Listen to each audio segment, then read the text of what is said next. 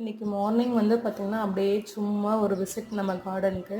So அப்போ கீழே வந்து ஒரு மாங்காய் விழுந்திருந்து நம்ம மரத்துலேருந்து. ஸோ இதை வச்சு என்னோடய ஸ்டைலில் ஒரு மாங்காய் துவையல் பார்க்கலாமா? 2 டேபிள் ஸ்பூன் வந்து ஆயில் எடுத்துக்கோங்க.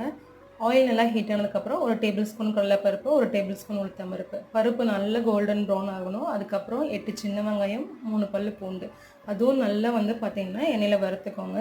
இது வறுத்ததுக்கப்புறம் 3 பச்சை மிளகா இல்லைனா வரமிளகா ஆட் பண்ணிக்கலாம். அது உங்கள் சாய்ஸ் தான். நான் வந்து வரமிளகா ஆட் பண்ணியிருக்கேன்.